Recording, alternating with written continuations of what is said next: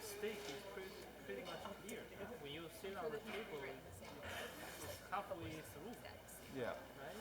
It's just a matter of you know your bottom line. Yeah. They know their Yeah. bottom line. Yeah. Yeah. Really, But you're trying to tell me people from the Czech it's yeah, very tough to understand. really. That's how they show up some. No. No? Tough, I mean, they make you tired. So You at the give end up. you say, okay, let's play. They're very, very tough. Yeah.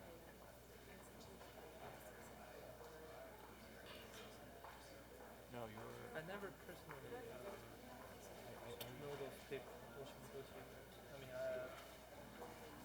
technical person. yeah, I think you and probably you know that better than I. Americans are very afraid of China right now. This, Right now. Why? I feel threat. Yeah, they're very afraid of it. China will become the next superpower. Economics, Yeah, but right? economically, I mean, Political is they have to go through some hard, hard.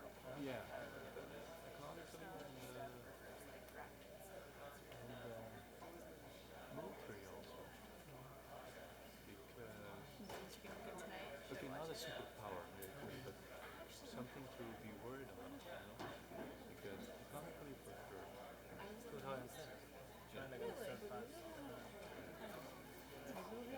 and military gives you a huge population, huge army. Asia is becoming, I mean, Asia and the Middle East is becoming the center of the But in terms of technology and equipment, China is far in the military. US started a long time ago to sort of how do you say to slow down the pace of rise of China. Basically, try to develop a circuit where you say Japan, US is Italy, and try to develop good relations with India. Try to there's some strategy going on. In China. And the Chinese counter punch this strategy. I mean, this is really. But sooner or later, the two sides will realize they better shake that and become less. Because it's a mutual benefit. I mean, at some stage, it will be very harmful to both sides. Yeah. But they're asking which is bigger concern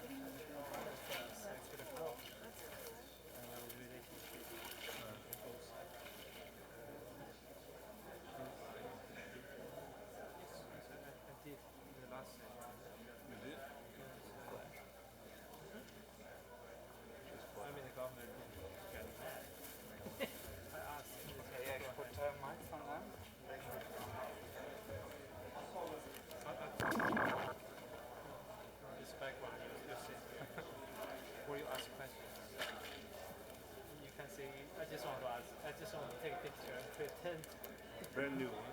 I brought mine. Oh, it's new. I thought it's a cookie. Very nice. It's very, very, very good business. I have my camera here. Yeah. So this is a film. Huh? This is a film. It's dischargeable. One use. One you Right, use it's once. used by film. It's not. Yeah. I have my digital camera. World, and I'd be like, no, I need to Email you. pictures. You can sort of save into your computers.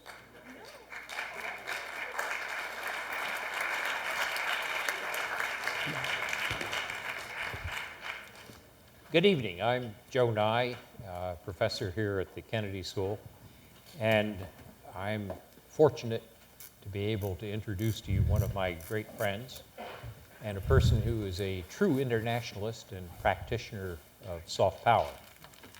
Ambassador Richard Gardner is a man with a very distinguished career, a Rhodes Scholar, who went on to become a law professor, practitioner of law, was Deputy Assistant Secretary of State for International Organization Affairs in the Kennedy administration, ambassador to Italy in the Carter administration, ambassador to Spain in the Clinton administration, but a person who has also been deeply involved with international affairs throughout his life.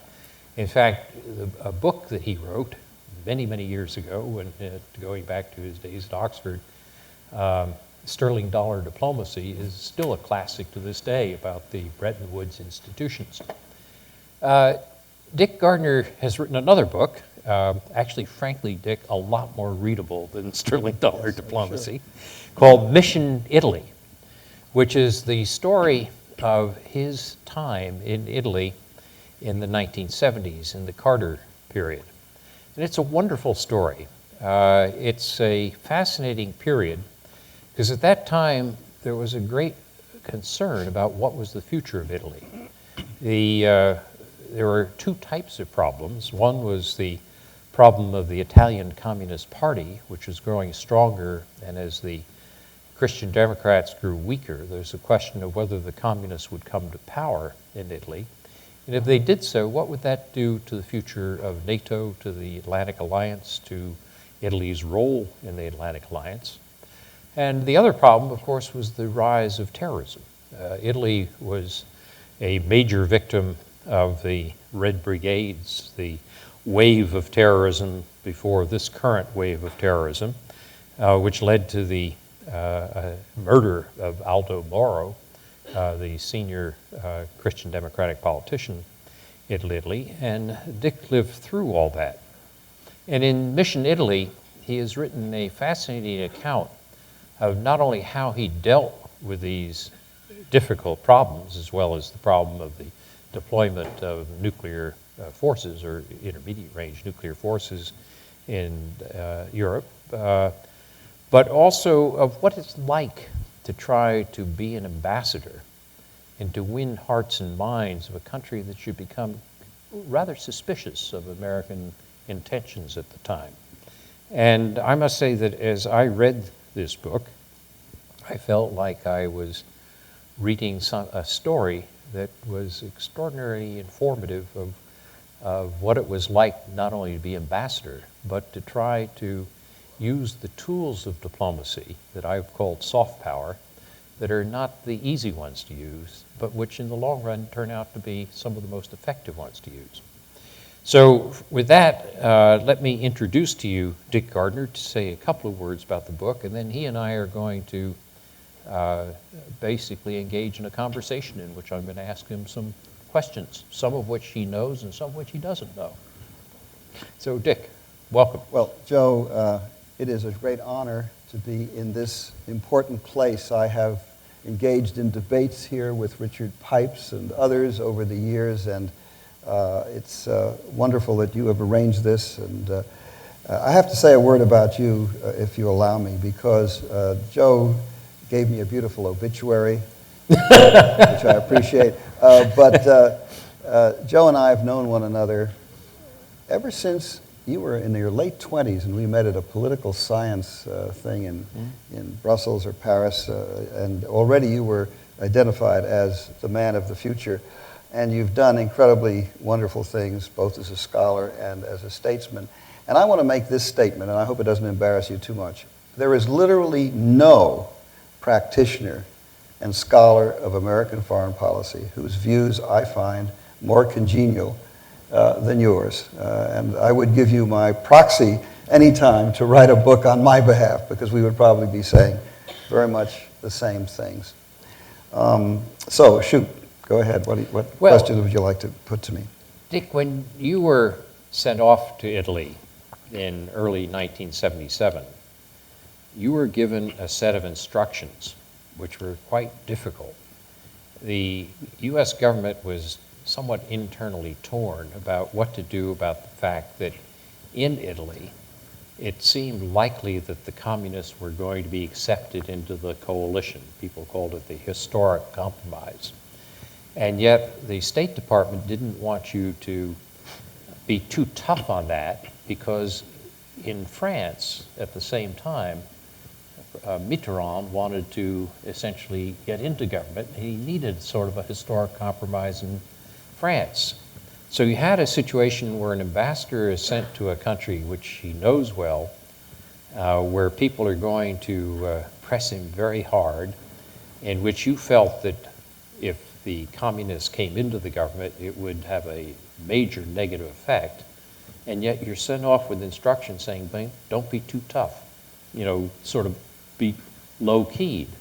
So all the journalists in Italy who wanted to make a big fuss in favor of the communists joining the government were going to press you to say, well, that means that President Carter has gone soft on the communist issue and is going to accept the communists.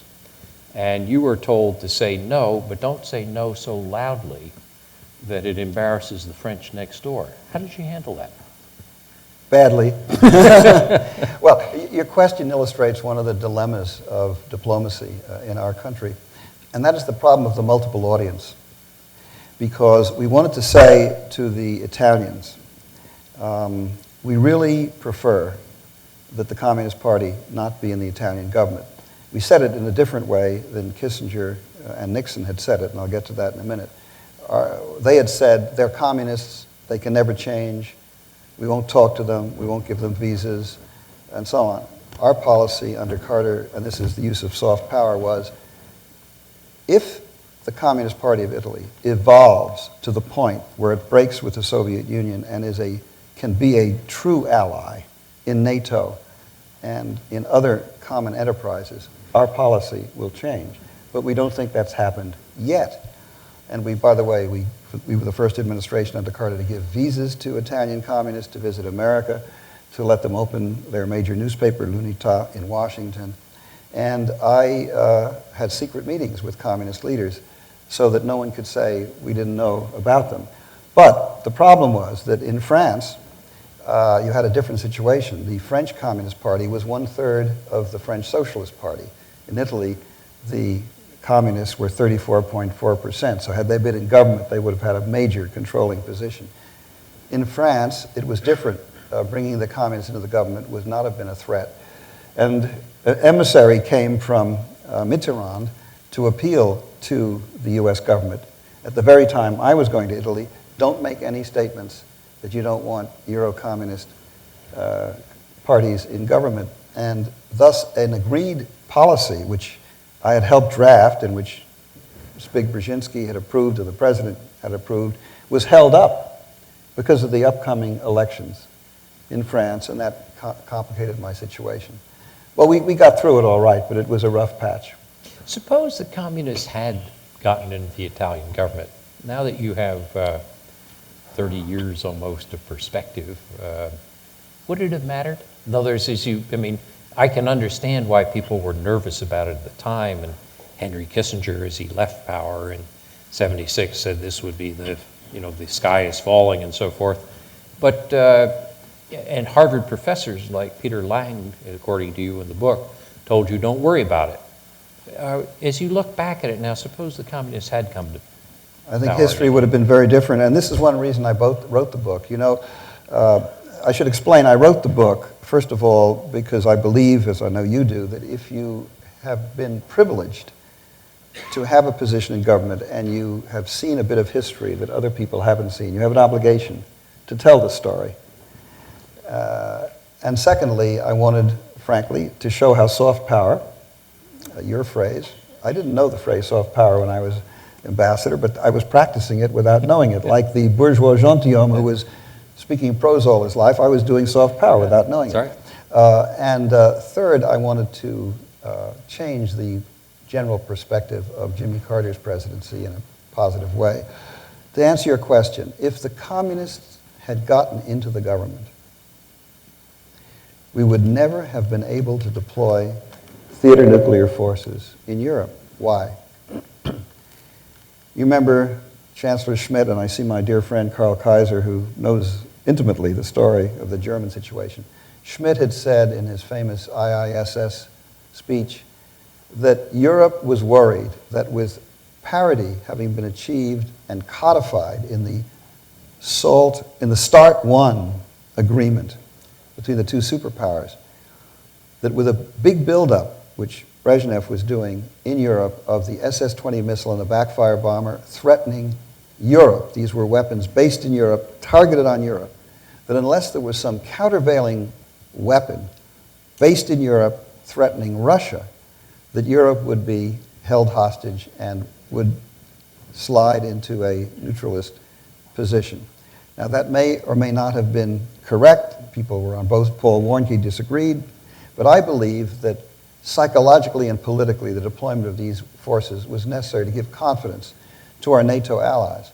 Schmidt launched the issue and then said, but as a social democrat, I can't face my own political party and my difficulties unless one other continental country, that is not, UK didn't count for this purpose, had to be one other continental country on the continent, also take these weapons. Well, they looked at the Dutch. Dutch said, no way. Belgium, no way. Denmark, forget it. Greece and Turkey, out to lunch. Impossible. So I get a telegram from Brzezinski, Dick, buck stops with you. And Vance said later, no one expected the Italians, with the largest communist party in the West, 34.4%, to do it. Now, if the communists had gotten into the government, as they might have done in my first 2 years, the Italians clearly would not have accepted these missiles. In fact, Berlinguer said, and I quote it, had we been in government, this would never have happened. And therefore, this important deployment would not have happened. Would that have made a difference? Well, I quote Gorbachev, and most people have missed this, even good historians. Gorbachev in his memoirs says that it was the deployment of theater nuclear forces by the West which convinced me, Gorbachev, when I became General Secretary in 1986, that the policies of my predecessors had been a disaster. They had put us under the gun. These new weapons deployed by the US and NATO were a pistol at our head, that was the phrase, and that we had to get rid of all these theater forces. And, said Gorbachev, it convinced me to adopt a new foreign policy based on cooperation, genuine disarmament, and, these are his words, the free choice of political systems. Well, once that phrase was uttered, free choice of political systems, the Poles, the Hungarians, and the Czechs said, hey, that's great. And it led to the collapse of the communist empire. So this was a key I think it thing was. in ending the Cold War. Well, look, every book by an ambassador or public official is self-serving. So, I mean, one of your colleagues might criticize it and say I'm overdoing it. There were many things that led to the collapse of the communist empire and the Soviet Union, many factors, and we know what they were. But all I'm saying is that this decision played a role, and it would never have happened if the communists had been in power. Let me take you back to an earlier period in U.S. relations with Italy during the Cold War, before you were ambassador, well before you were ambassador, and ask you about that.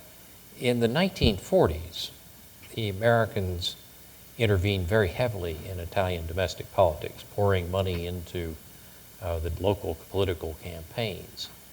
If somebody had poured that kind of money into our political campaigns, we would have felt that it was a travesty and corruption of democracy. And so when you got to Italy, there was already a good deal of suspicion about the Americans telling Italians how they should construct their own governments. How much, as you look back at that, how much do you think that that made your job more difficult? And was it now, in retrospect, the right thing for us to have done in the 1940s and 50s? Well, now we're getting to the heart of the matter, and this is where soft power comes in.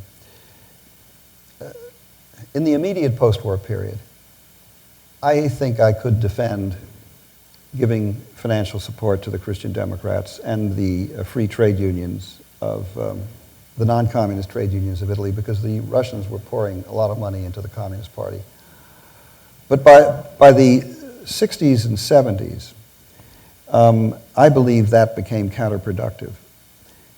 Much of what we did was badly executed. We started throwing money, and here I have to be careful because, and I tried to go softly on this in the book, but one of my predecessors, Graham Martin, who served under Nixon from 1969 to 72, ran a large CIA covert operation, which millions and millions of dollars were given to people, and one of the beneficiaries was the head of the Secret Services of Italy, who then ran for parliament on the neo-fascist ticket. Graham Martin had as his main advisors Michele Sindona, a corrupt financial manipulator, Pierre Talenti, a Nixon operative who was later charged with fomenting a coup d'etat in Italy on behalf of the monarchists. And it was a bad show. When we arrived in the embassy, the reputation of the U.S. was very low. It was low because of all these dirty tricks. It was low because of the attitude, we won't talk to the communists, we won't even admit that Berlinguer might someday evolve. The embassy was closed to intellectuals of the left, people like Bert Muller, Fellini, Moravia. I mean, anyone in the intellectual world of Italy, in the film world or world of literature, most of them voted communist or socialist. They weren't allowed to see the ambassador.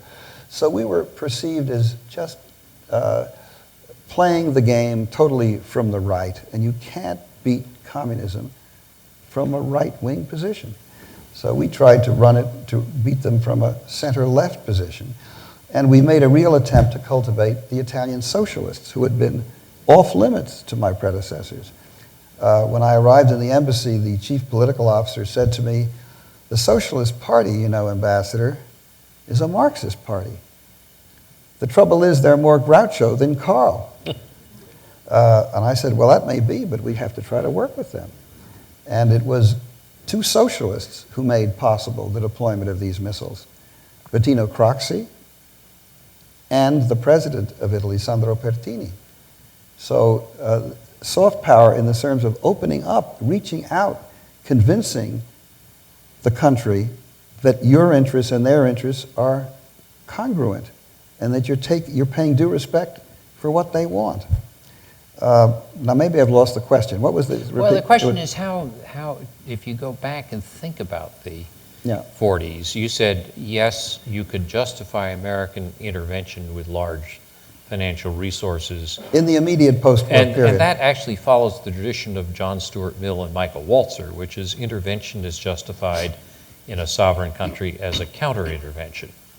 But by the time you got there weren't, I mean, the Russians and the communists were still influential, but Italy to what extent should we be involved in determining a sovereign, democratically elected government, determining how they decide what coalitions to make? Well, I discussed it at some length in the book, as you know. I took these issues very seriously. What was the moral thing to do? What was the practical thing to do? And I know Carter felt that way. We felt that in the 70s, Italy was now a major industrial power. The Gianni Agnellis and the many rich people could support their political parties. They didn't need us. And we also knew that our interventions, especially the kind that took place that I described with extreme right-wing people, were counterproductive. They were exposed. The Pike Report, published by the U.S. Congress, revealed all this, and it discredited the United States. Also, the Christian Democrats were divided into 8 groups, and if I had given money to one group, the others wouldn't have liked it. So it just, from practical and other reasons, it was, but let me also, this gets to Jimmy Carter. Jimmy Carter said something in his inaugural, which I quote, and which is perhaps applicable today. He said, "We will not behave in foreign places so as to violate our rules and standards here at home. For we know that this trust which our nation earns is essential to our strength." And so I felt my job, and this gets back to your soft power, was to rebuild trust in the U.S. so that when we finally did make a statement, as we had to clarify that our preference was not to see the Communist Party in the Italian government, it was against a background of a policy which showed due respect for the Italians. We didn't dictate and said you can't. We said we will respect whatever you decide to do. But as a sovereign country in an interdependent alliance, we have a right to express a preference. You had a nice phrase which you used, according to how you described it in the book, in which you said when Italians would charge you for interfering in Italian politics, you say, Italy is a sovereign country, and we're not going to try to tell you how to form your governments. But the United States is a sovereign country too, and it's perfectly fair for the Americans to express their preferences. How did that work? I mean, did that solve, did it sort of square the circle on It didn't satisfy some of the people who wanted to see the communists in power, but it worked well with center-left, even socialist Republicans. The Republican Party in Italy, as you know, was a center-left party. And most Christian Democrats accepted it. On page 43, and this gets to soft power again, here's what I said, and I don't know if it's convincing to you or not. I said, U.S. financing, as recent experience had shown, inevitably became public knowledge and served to discredit both us and its recipients. In the current post-Watergate, post-Vietnam skepticism of American policy that was now prevalent in Italy, any CIA activity with Italians going beyond mere information gathering would be counterproductive. The better way to support the democratic forces in Italy, I felt sure, was through public diplomacy, radiating American values and ideals through the exchange of scholars and young leaders, and through cooperative programs that could help the Italians in the modernization of their economic and political institutions. And that was the central focus of what we did. Let me turn to a slightly different subject, which was the problem of terrorism in Italy. We're now transfixed by terrorism today, but you lived through a very difficult earlier generation of terrorism. Some people think that terrorism goes through generational waves. And it's hard to recall, but at that time in the 60s, 70s, there were a group of people not just in Italy, but in Germany and to some extent France, who were killing major political figures. And their argument was that if we can create an outrage, the state will repress us, and in repressing us, they will create the conditions which will allow the masses to revolt because they will react to the repression. And these Red Brigades had a theory which may not have worked in the long run, but it certainly wreaked havoc in the short run. Tell us a little bit about how it felt to be in Italy in 77 and 78 when, 78 I guess it was, particularly when Aldo Moro, the leading figure in the Christian Democratic Party, was kidnapped, tried in what they called a people's court, and then murdered. What was going on? Well, first of all, you had, beginning in the late 60s, the radicalization of a large number of young people who were in totally dysfunctional universities. The universities were overcrowded. There were a number of number of professors similar to Herbert Marcuse, we had, who were justifying violence on the theory that the state was repressive, therefore violence was justified. This gathered momentum, and by the time I arrived, literally every week, a journalist, a judge, or a political figure was being shot, and the universities were almost non-functioning. Of course, this had implications for me as ambassador. The first day I went to went from the residence to the embassy on Via Veneto, I noticed that a car was following me with 3 men with submachine guns. And when I called in my head of security and I said, who are those guys? Well, those people are to protect you. They're provided by the Italian government. I said, really? I said, well, if I'm under such threat, shouldn't one of those guys be in the car with me? And the head of the security said, oh, we couldn't do that, sir. Why not? I said, it'd be much too dangerous for him. That was the answer. But it wasn't just my own situation, and I was well protected as someone can be in that circumstance. I was worried about 800 people for whom I was responsible. Any one of them could have been kidnapped. So it was a very tough situation. The question then arose, what kind of assistance can the United States give to the Italians in dealing with the Red Brigades? And here's where good intentions can lead Congress astray. They had passed a law because of our involvement in Chile and the feeling that we shouldn't get involved in the domestic police actions of other countries, a law which was passed by a Democratic Congress said we could not give any help in dealing with the internal violence in a country. And the Italians were asking for help. And I found myself unable even to give them walkie-talkies so their policemen, as they looked for Aldo Moro, could have secure walkie-talkies that wouldn't be heard by the people who are holding him captive. I got so disgusted with this that I just gave the walkie-talkies without telling Washington. But finally, we had to say, well, maybe this isn't, we knew that this was basically a homegrown phenomenon, the Red Brigades. But we argued it was transnational and that it was that they were getting some help from others and Americans were being targeted, and therefore we began to give them more help in the end. But it was a difficult situation. But let me make another point. We should not confuse Red Brigades terrorists with the kind of terrorism we face now. The difference is that the Red Brigades, horrible as they were targeting individuals. They were not seeking mass slaughter. Secondly, they weren't suicidal. And third, they were not seeking weapons of mass destruction. So it was a more manageable challenge. How did the Italians solve it? You have to give them great credit because they managed to solve it without overturning fundamental constitutional rights. They solved it essentially when they decided, it was a very controversial thing to do, that they would promise amnesty to Red Brigades people they caught if they would tell all about the others. And that started with a wonderful Carabinieri General Dalla Chiesa who started that policy, and they found that Red Brigades people that they caught were willing to talk, and that quickly led to getting it under control. Dick, let me turn to yet another subject, which is, you mentioned the important role of Pacino. I'm sorry, I have to add one more thing, which about Moro. You asked about Aldo Moro.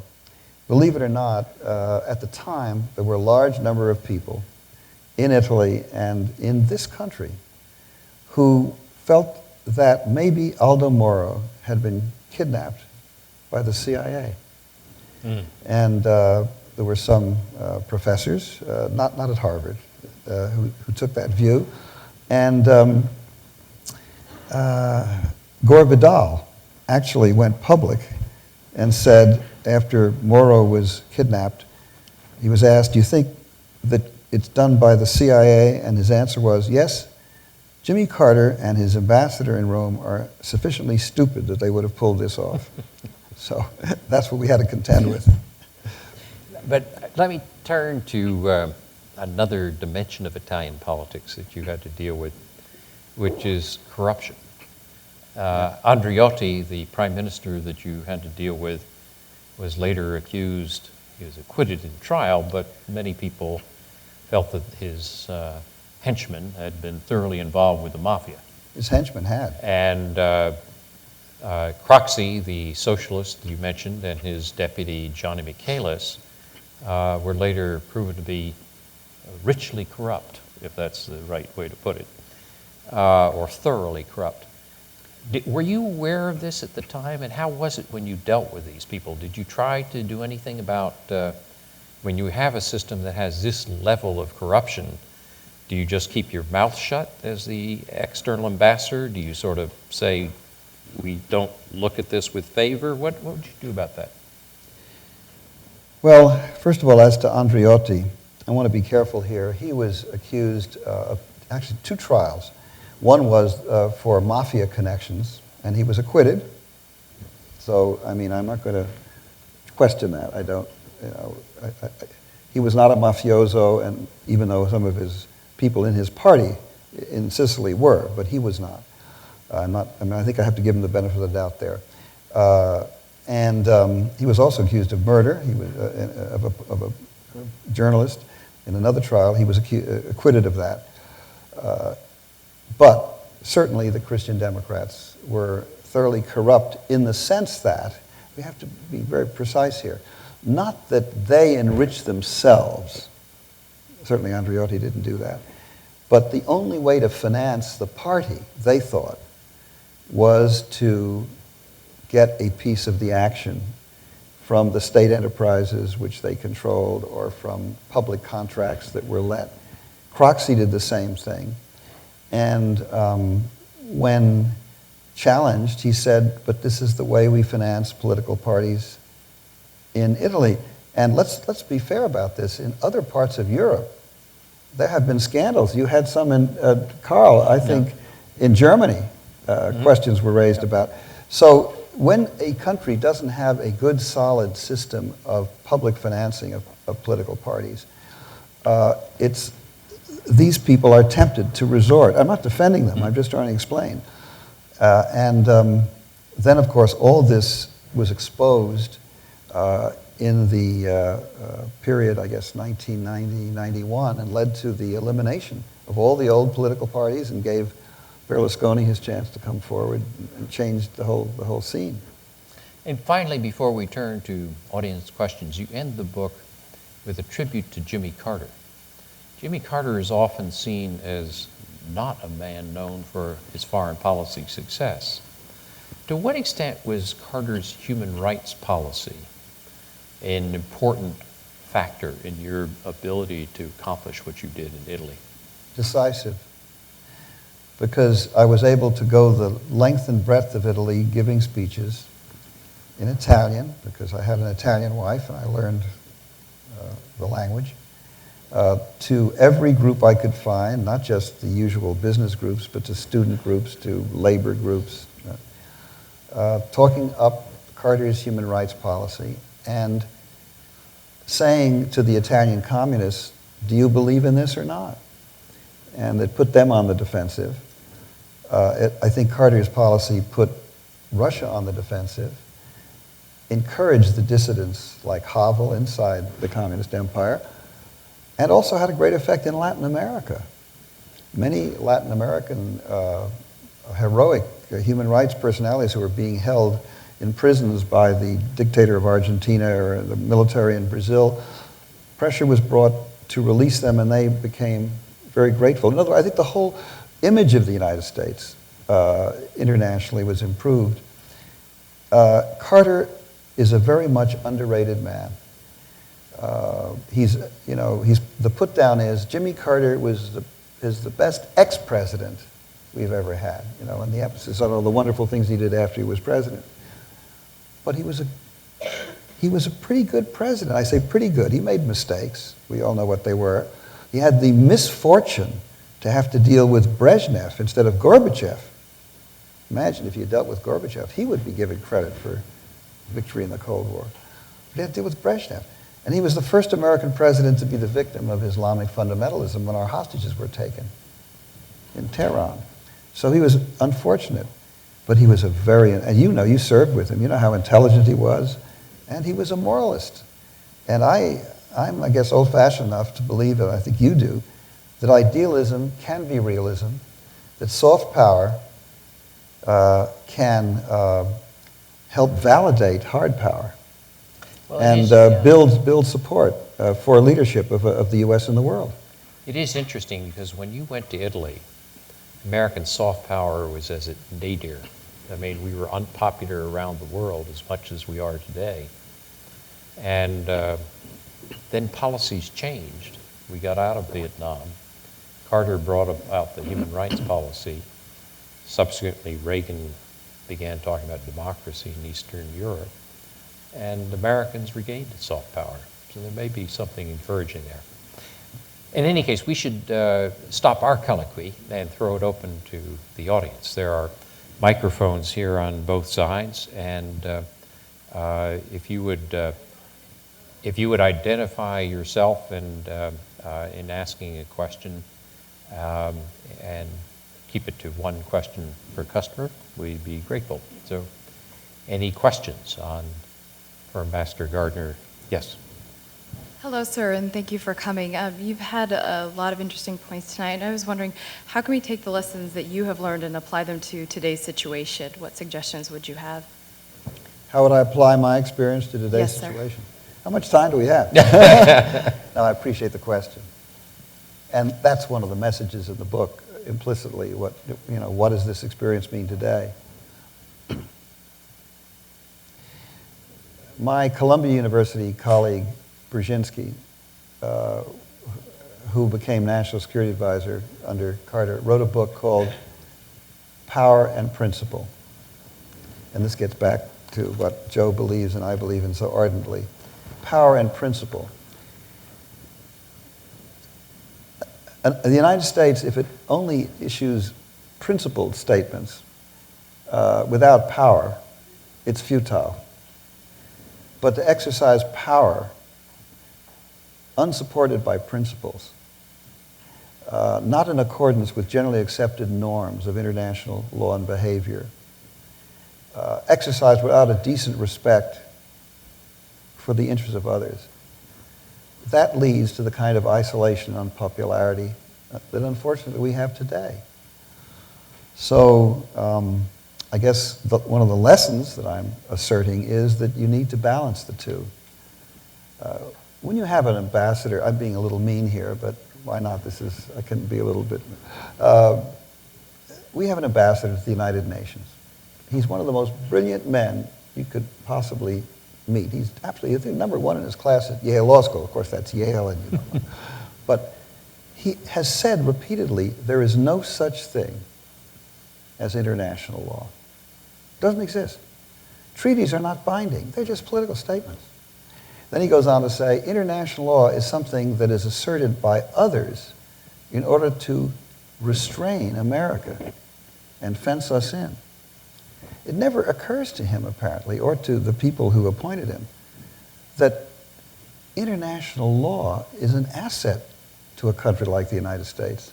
Yes, it restrains us, but it restrains people who might want to take all our foreign investments or block our submarines from passing through straits, or people who want to occupy our embassies. There was a great judge of the U.S. Justice Supreme Court who once said, law consists of those wise restraints that make us free.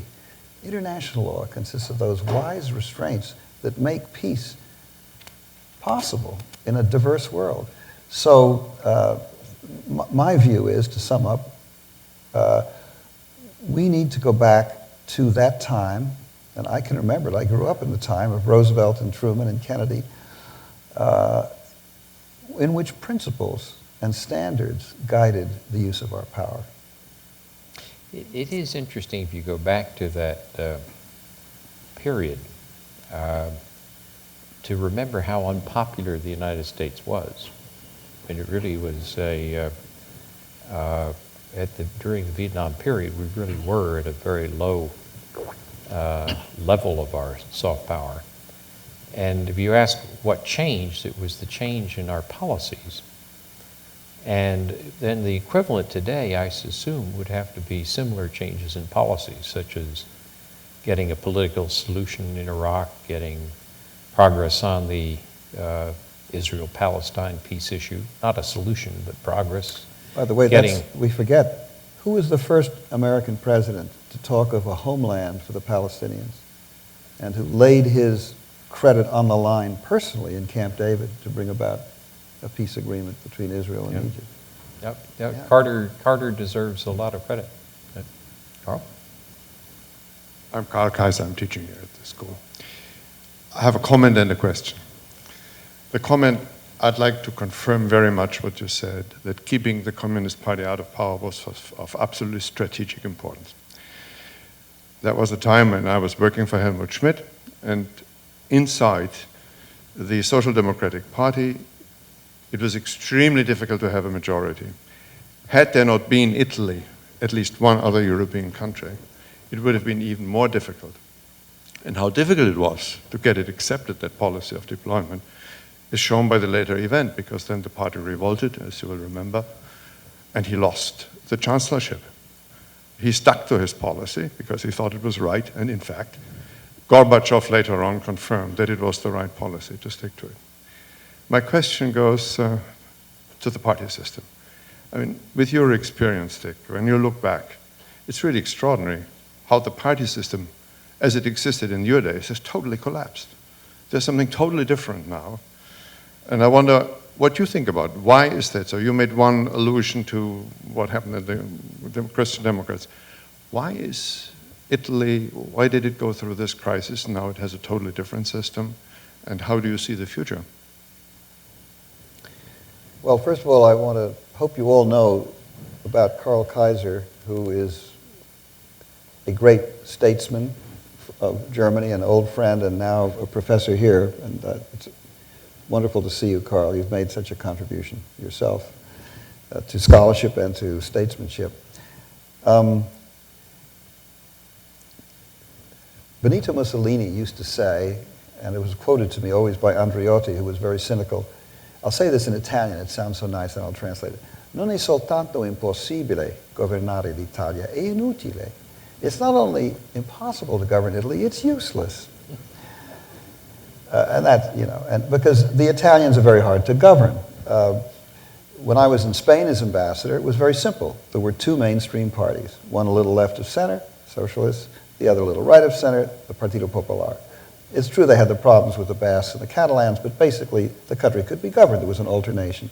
In Italy, you had the Christian Democrats divided into 8 different groupings. You had the socialists, the social democrats, the Republicans, the communists, the radicals, and so on.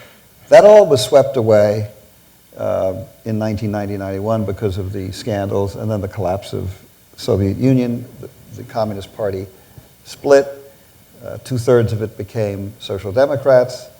They call themselves the Democrats now, so the party of the left. And then there was the 1/3 that still were hardline, and they became the Rifondazione Comunista, the refounded Communist Party. But what you have now in Italy is even harder to govern. It makes the country harder to govern than it was before, because now on the right, center-right, you have a coalition of Berlusconi's party, Forza Italia, the former fascists, the former Christian Democrats, and the Lega Nord, this group led by Mr. Bossi that wants the North to secede from Italy or have so much autonomy that it's, you know, de facto separate. So 4 parties that really don't have much coherence. On the center left, and this is going to be a problem for us if they win the next election, as I think they might, very well might, because Berlusconi is quite unpopular. Next April, there'll be elections in Italy. The center left has 8 political parties. 8! Now, the man who's leading this coalition is a perfectly sensible man, Romano Prodi. You all know he was president of the European Commission, someone I know and respect. But he will have to deal with 8 parties, which will include 2 unreconstructed communist parties, a group of former communists who are now social democrats, a left fringe of the former Christian Democrats, two green parties, and how will they have any coherent policy? So Italy has a bipolar system, at least in that there are two groups, one center-right, center-left, but inside the groups there isn't coherence. And Italy is in bad shape today. It's unable to confront its major economic problems. Of course, you could say that about some other countries, including our own. But Italy has a large budget deficit that exceeds the EU norm. It has a rigid labor law that inhibits its competitiveness. It's losing its market share to the Chinese and the low-cost people in Eastern Europe. And it's really in bad shape. Of course, you can say so are the French, so are the Germans, so are the Spaniards, but I think the Italian situation is much more serious, and I don't see an immediate solution to it. Yes. My name is William, and I'm an undergraduate at the college. You mentioned in response to an earlier question that the United States needs to return to principles in our foreign policy. How do you think that would pertain to Iraq, and specifically, would that help to rebuild the coalition that seems to be fracturing at the current moment? Okay, well, this requires, of course, more time than we have. Let me say something to you that I said at dinner tonight. Of course, it's controversial, but this is my view. We should never have invaded Iraq. I believe it was right to pass the congressional resolution threatening the use of force for the simple purpose of forcing Saddam Hussein to readmit the inspectors and let them do their job. I favored Resolution 1441 of the UN Security Council to the same effect. Saddam would never have admitted the inspectors under the leadership of Hans Blix had he not been threatened. But once those threats were made and the inspectors went back, the inspectors were allowed to go everywhere and see everything. And Hans Blix, the chief of the inspectors, told me 2 weeks before the invasion, if I just have 2 to 3 more months with this degree of cooperation I'm getting, I can come back and verify whether there are any weapons or not. And then after I do that, we'll keep inspectors there to make sure he doesn't reconstitute anything. That was the thing we should have done. And when the administration says to the Democrats and others who voted for that authorization of force, well, you voted for the war, that's a big lie. They voted to authorize the use of force unless Saddam permitted the inspectors to do their job. And indeed, if you read the record, the President of the United States and the Secretary of State both assured the Congress that force would not be used if they could disarm Saddam peacefully. So we went to war under not only false pretenses, because we know now that there weren't these weapons, but unnecessarily. Of course, you can say, yes, but if you had followed Gardner, your position, Saddam would still be there. That's true. And this gets to a fundamental point. I don't think it's the U.S. responsibility or that it's consistent with international law that we go to war with every country whose dictator we don't like. That can't be right. We can only go to war if there's a clear threat to international peace and security. And if there's a UN mandate, as there was after the Desert Storm, we had Resolution 678, 687, which said, in effect, we're ending the war against Saddam on the condition that he accept total intrusive inspection to make sure that he's not a threat to his neighbors. He didn't do that. It was justified to threaten him, but once he let the inspectors back, I think we had no justification for going to war. I hope that answers your question. Now, what do we do now? That's a larger, that's another question. Another forum. Yeah. Yes. Depending on your perspective, my question may be related to the prior question. I'm curious, given your experience as ambassador to the United Nations, what your opinion about the recent proposals for Security Council reform are. The Secretary General's high-level report that was delivered and made a few different proposals. Now, that's a wonderful question. Well, I served in the State Department with responsibility for UN affairs and was fortunate to be a presidentially nominated, appointed delegate to the 2000 Millennium General Assembly, in which many of these issues came up. And I follow these matters, as Joe knows. The UN needs profound reforms. There's no question about that. The argument is about in which direction. The Security Council ought to be made more representative of the world as it is. I mean, if we were reconstituting the Security Council today, would we give the French a permanent seat, or the British, or where would it? Wouldn't India be there? Wouldn't I don't know, Brazil or South Africa? These are legitimate questions. The problem is, it has proved absolutely impossible to get a two-thirds vote in the General Assembly behind any change. You need a two-thirds vote in the Assembly and then approval by all 5 permanent members. So I don't see an amendment of the charter to permit us to do this. We should keep trying, but there are other things that can be done. For example, the Human Rights Commission has become a disgrace. You have so many of the human rights violators on the commission, it has no credibility.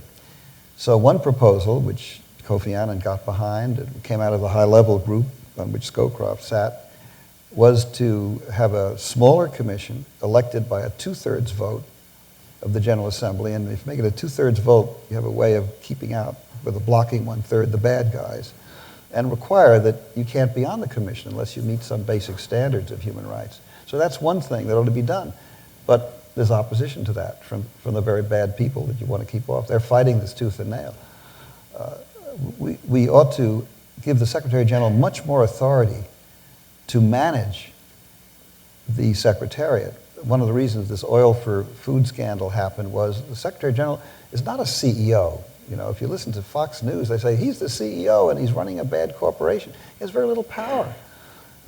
The Secretariat is micromanaged by the 191 members of the General Assembly through the Fifth Committee, and every member is trying to place its people in there. You've got to give more authority to the Secretary General to move resources and people around and enforce the charter requirement that the primary consideration for appointing people is merit, not nationality and geographic distribution.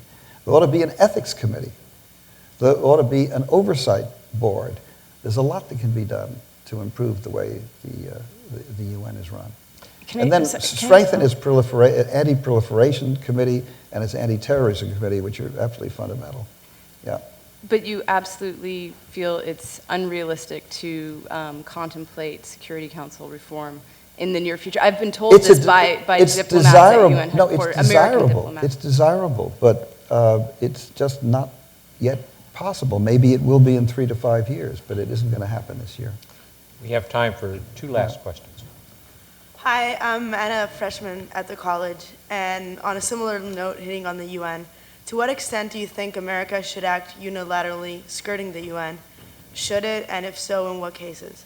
I love these questions. Arthur Vandenberg, probably that name means very little to most of you, but I grew up, you're too young, you don't know. I grew up, you must understand, I'm part of the wartime period. I went to Harvard College starting in 1944, okay? So when we talk about the kind of world that Franklin Roosevelt wanted to build, that's the world I grew up with. And Arthur Vandenberg was a liberal internationalist Republican who supported the creation of the United Nations. And he once said something so wise.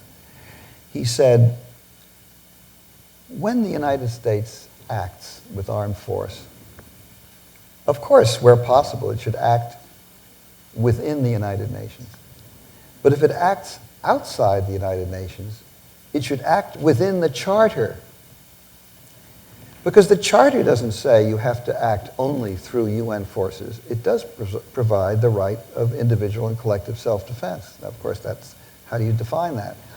But my view is the US will defend its national interest, preferably through multilateral action, and I would include NATO in that as well. I supported Kosovo, which was a technical violation of the UN, I must to admit, because under Article 53, regional groups should be authorized by the Security Council. But given the ethnic cleansing and the displacement of all these people from their homes who are going across the border, the disruption of the Balkans, we had to act, and we did it through NATO.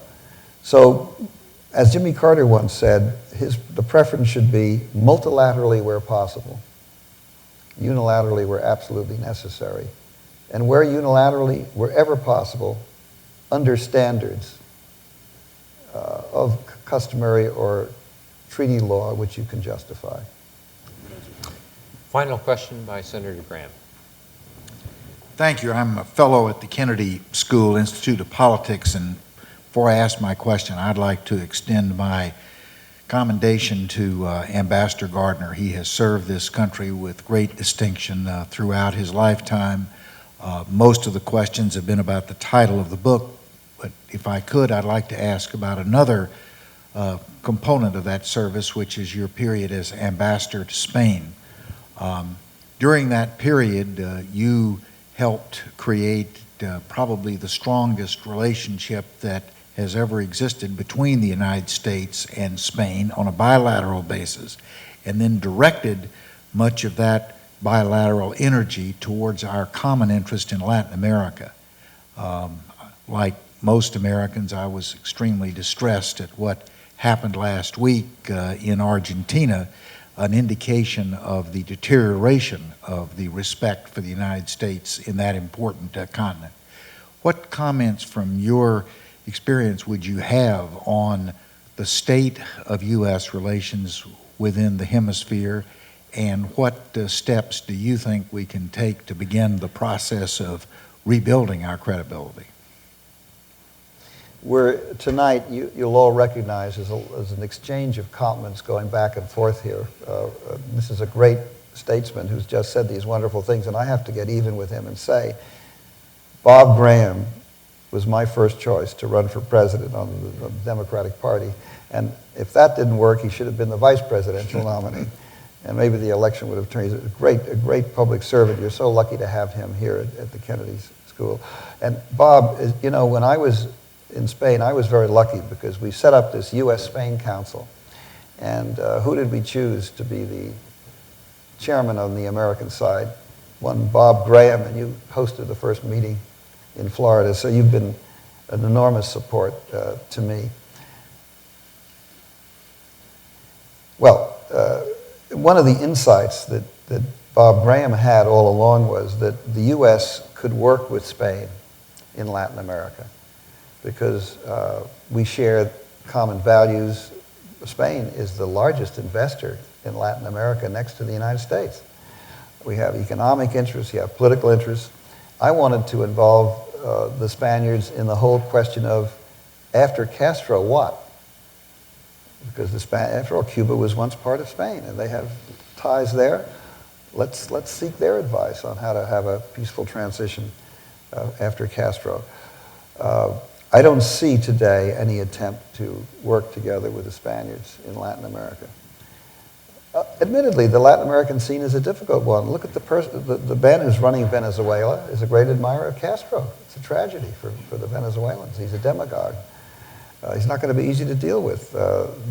Argentina repudiated its debt and has leadership that's very populistic. And the Brazilians have a much, I think, more moderate government, but even there, the Brazilians really see their role as organizing their own free trade area, excluding the United States. They don't really want to share power in South America with the United States.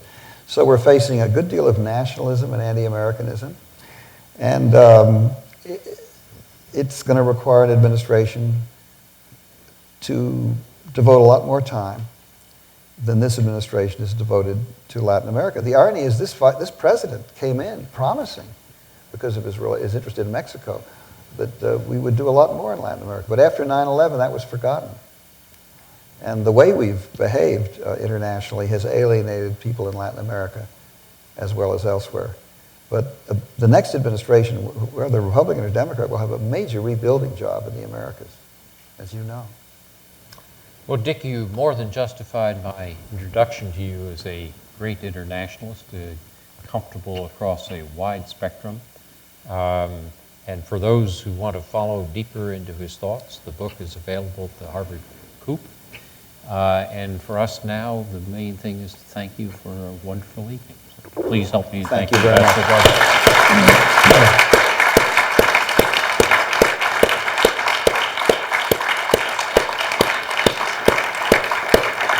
Very good. That's right. Very good. Well, your questions were terrific.